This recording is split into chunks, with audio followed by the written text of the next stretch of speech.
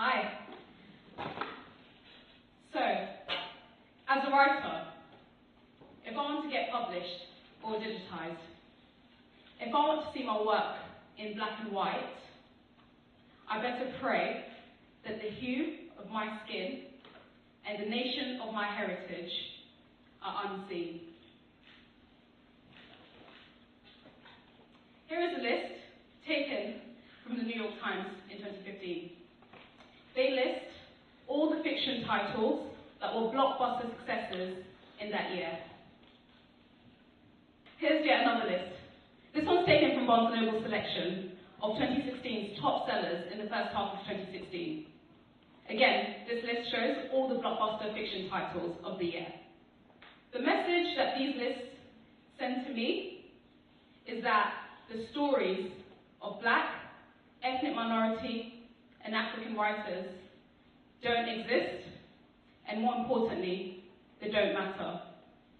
Now, some of you guys are so used to these lists that they don't surprise you anymore.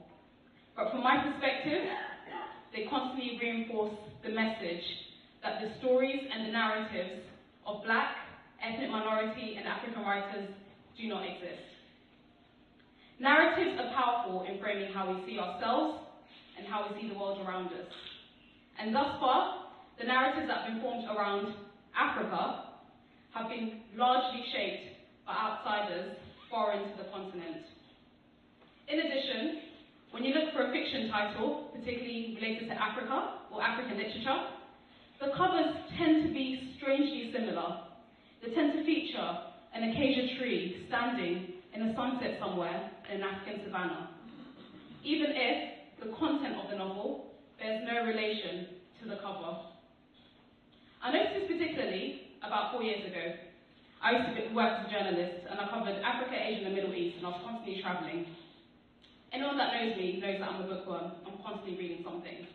And so, given that I travel so much, my boyfriend bought me a Kindle because he said, you travel a lot, you have to go economy, so you might as well try a Kindle because you're going to have essentially a library in a device that weighs less than your phone. So I thought, okay. And when I started going on Amazon and reading and looking for books to read, especially on long flights, every time I searched for African literature, I found books on child soldiers, blood diamonds, war.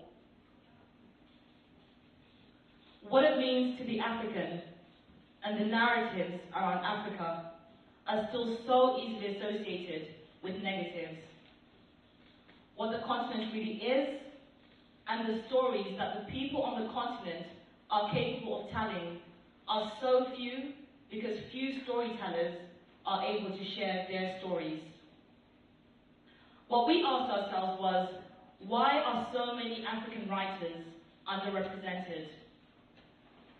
Well, one of the reasons for this is to do with the gatekeepers. In the book publishing world, only a small select group of publishers oversee blockbuster books. They have the budgets, they have the distribution, they have a reach to a global audience, and they have the potential to make novelists superstars. Yet often, they overlook African writers.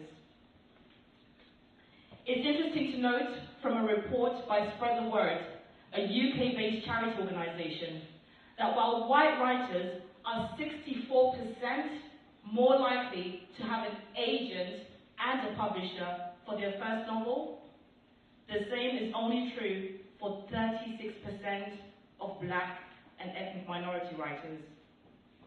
It's even more difficult for African writers who publishers see as this weird, awkward marketing proposition if they do publish their book.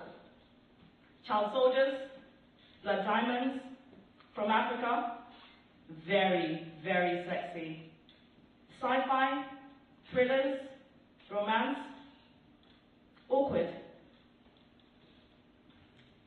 In addition, one of the strange things that we found is that if you're a foreigner who's writing on Africa, particularly if you're a foreigner who spent some time living or working in Africa, the publishing standards when it comes to publishing your book don't seem to be that stringent, and you tend to have relatively higher chances of getting published. I want to point to a curious case of a lady called Louise Linton. She was trending much earlier this year. Louise Linton, who's from the UK, spent a 3-month gap year in Zambia which is not the Congo. And in her memoirs, which are published, called In Congo's Shadow, Zambia's geography miraculously morphed into the Congo, and she found herself dragged into civil war. In addition, these memoirs, which were recently published, featured the Rwanda genocide and Hutus and Tutsis who were fighting each other, in spite of the fact that the genocide took place in 1994. I want to delve deeper into this case because it's very telling about publishing standards and how they are when it comes to Africa. So from the book, which was published, she writes, "But I soon learned that Africa is rife with hidden danger. I witnessed random acts of violence, contracted malaria, and had close encounters with lions, elephants, and snakes. As the night ticked interminably by, I tried not to think what the rebels would do to the skinny white Mzungu with long angel hair.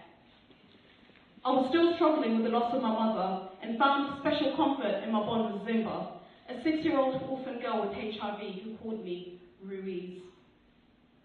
This novel was trending earlier this year because it was published by Louise Linton, in spite of the fact that a lot of her memoirs were found later to be false. And The Telegraph actually wrote a really nice review about the book, and it received widespread publicity. The article was only taken down when the Telegraph's editor received a global public outcry because of what was written. Another reason why there's so few African storytellers is that the rare few that do break through into the mainstream, so Chimamanda Ngozi Adichie, Wole Soyinka, Chinua Achebe, are literally portrayed and paraded by their publishers and by the media as being the literary voices for Africa. Now, don't get me wrong, I absolutely love all three of these novelists, and I think Chimamanda Ngozi Adichie is doing many Africans proud through her work, and I think she's incredibly talented. However, I do find it a little ridiculous when I hear claims constantly being made about her being the reference point for what Africans think when it comes to literature. It's a little ridiculous. I mean, news outlets literally give her a lot of airtime when it comes to any segments that they dedicate to African storytelling. Now, just to put it in perspective, Chimamanda Ngozi Adichie is used to represent a continent of over 1 billion people. To put it into even more context, imagine if J.K. Rowling was made to be the single voice for all of Europe. If each time you Googled or watched the BBC, all you saw was hit after hit of Harry Potter and nothing else. And this is European literature encompassing Spain, Greece, Italy, the UK, and many more countries. Or if J.R. Tolkien, author of Lord of the Rings, was named as the voice of classic European literature, there would be an outcry. People in Paris would put forward French writers as being more representative of their countries. People in Italy would put forward Italian writers as being more representative of their countries. Yet somehow, this logic when it comes to Africa does not apply. Most people don't realize that Africa is a continent of 54 countries with diverse and different cultures and different histories. We started Bahati Books because we got tired of this. We got tired of what the lists were telling us. We got tired of being told that Africa is this voiceless continent with stories that don't exist. We got tired of the constant stories in the media that portrayed Africa as this single story. We wanted to give African literature and African authors their voice and their say. Did you know that you can read poetry written on love, religion, and gender from a transgender African woman's perspective? You're probably very familiar with Africa's notorious slums. You've probably watched lots of videos about it and read a lot of articles.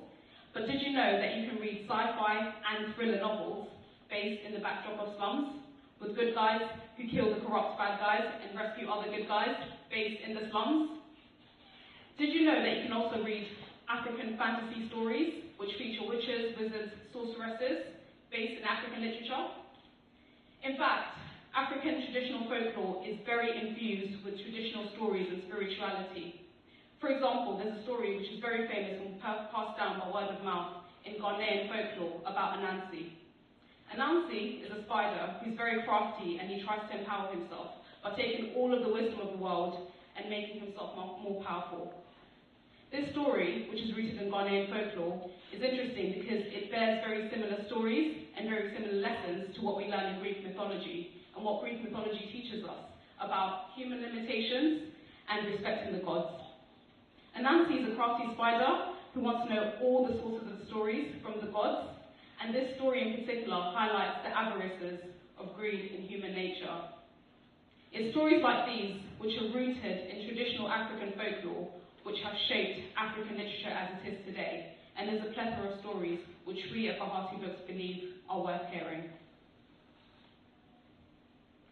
Africa is a continent with over 1 billion people, home to 54 countries with rich cultures, traditions, and stories. It is also home to stories to do with sci-fi, thrillers, romance, erotica, and much more. There is a wealth of stories written by talented and undiscovered authors. Writers who are in a pool of unknowns, but whose stories matter. Stories that we should hear. Stories that we should share. Thank you.